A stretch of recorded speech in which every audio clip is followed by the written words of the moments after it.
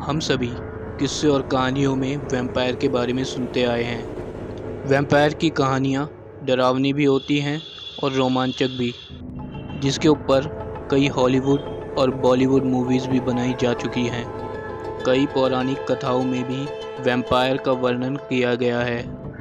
इतिहास के कई ग्रंथ और रहस्य वैम्पायर के होने को दर्शाते हैं। आज हम इसी विचित्र जीव के बारे में जानेंगे, तो चलिए शुरू करते हैं आज की इस वीडियो को।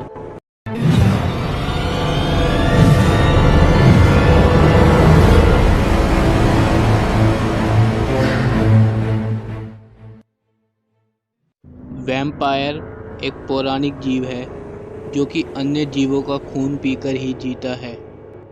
वैम्पायर्स ना ही मृत होते हैं ना ही जीवित, जिसके कारण उन्हें अनडेड क्रीचर्स भी कहा जाता है।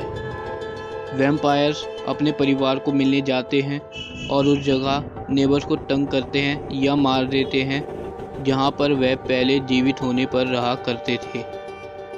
वैम्पायर ऐसे कपड़े पहनते थे जो कि मरे हुए लोगों को दफन करने से पहले पहनाए जाते थे और उनकी त्वचा सूजी हुई दिखाई पड़ती थी। वैम्पायर जैसे अनडेड क्रीचर्स को कई कल्चर्स में देखा गया है। वैम्पायर वर्ड वेस्टर्न यूरोप में पॉपुलर हुआ जब ईस्टर्न यूरोप की पौराणिक मान्यता के कारण मास हाइस्टेरिया, जो कि एक डर का डिसऑर्डर है, लोगों में फैलने लगा। लोगों का मानना था कि मृत लाशें जिंदा होने लगी थीं। आज के समय में वैम्पायर को बस एक काल्पनिक जीव माना जाता है, पर वैम्पायर के सिमिलर क्रीचर जैसे चुपाकाब्रा का होना कुछ धर्मों में माना जाता है। पहले की मान्यता में माना गया है कि जो लोग वैम्पायर बनते थे उनका शरीर मरने के बाद भी मिट्टी में नहीं मिल पाता था। लोग वैम्पायर का चित्र बनाकर मृत्यु का वर्णन करते थे।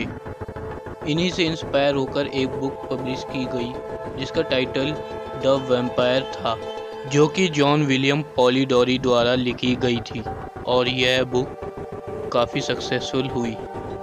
1897 में ब्राम स्टोकर की लिखी गई नॉवल ड्रैकुला भी काफ़ी फेमस रही, जिसके बाद वैम्पायर पर कई फिल्म्स, टीवी शोज़ और वीडियो गेम्स भी बनाई गई।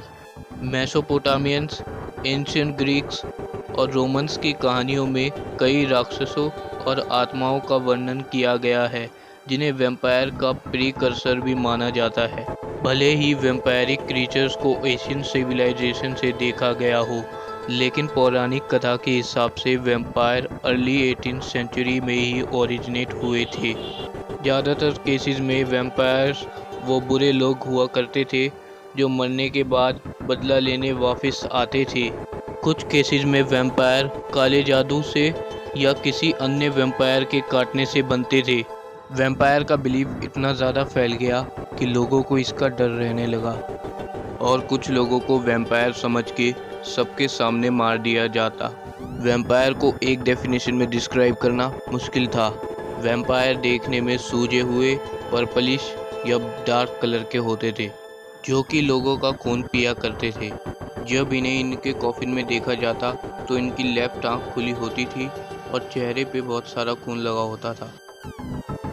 इनके दांत, बाल और नाखून भी काफ़ी हद तक बढ़ जाते थे। माना जाता था कि कोई इंसान अगर कुत्ते या बिल्ली के ऊपर से कूदता था तो वह वैम्पायर बन जाता था, और अगर किसी को घाव है और उसे उबलते हुए पानी से ट्रीट नहीं किया गया तो वह भी अनडेड में से एक बन जाएगा। लोग कई प्रकार के रिचुअल्स और प्रैक्टिसेस करने लगे ताकि कोई भी व्यक्ति वैम्पायर ना बन सके। जब कोई मर जाता तो उसे सर से पैर तक उल्टा दफन किया जाता ताकि वह वैम्पायर बने तो बाहर ना आ सके। कई जगहों पर वैम्पायर को बाहर आने से रोकने के लिए मृत व्यक्ति के पास ढेर सारे ग्रेन्स रख दिए जाते। उनका मानना था कि सभी वैम्पायर्स को अर्थमोमेनिया होता है, जिसके कारण वे आसपास के ग्रेन्स को गिनने में लग जाते और कब्र से बाहर नहीं निकलते। वैम्पायर को पहचानने के लिए कई रिचुअल्स किए जाते, जैसे एक लड़के को काले घोड़े के साथ शमशान की तरफ भेजा जाता और वह लड़का कब्र के पार जाकर एक सवाल पूछता। अगर घोड़ा सवाल पर अजीब सी आवाज़ निकालता तो वैम्पायर होने का पता चलता था। ऐसे ही किसी कब्र के पास गड्ढे होना या किसी लाश का ज़रूरत से ज़्यादा हेल्दी होने से वैम्पायर का पता चलता था। वैम्पायर से बचाव के लिए लोग कई वस्तुओं का प्रयोग करने लगे, जिनमें से गार्लिक सबसे कॉमन था। माना जाता था कि वाइल्ड रोज़ की टहनी वैम्पायर को नुकसान पहुंचाती थी। इसी तरह यूरोप में माना जाता था कि छत पर सरसों के बीज छिड़कने से वैम्पायर दूर रहते थे। कई जगहों पर लोग अपने दरवाज़ों पर शीशा लगाने लगे ताकि वैम्पायर उनके घर से दूर रहे। कई लोगों का मानना था कि वैम्पायर की रिफ्लेक्शन नहीं होती और रोशनी में उनकी परछाई भी नहीं दिखती। कुछ ट्रेडिशंस का यह कहना था कि वैम्पायर घर में तब तक नहीं आते जब तक घर का ओनर वैम्पायर को खुद नहीं बुलाता। कई लोग बिलीव करते थे कि वैम्पायर रात में ही एक्टिव हुआ करते थे और सूरज की रोशनी वह सह नहीं पाते थे। तो आज की वीडियो में बस इतना ही। उम्मीद करता हूँ आपको वीडियो अच्छी लगी होगी। वीडियो अच्छी लगी हो तो लाइक, शेयर और सब्सक्राइब करना ना भूलें। Thank you for watching this video.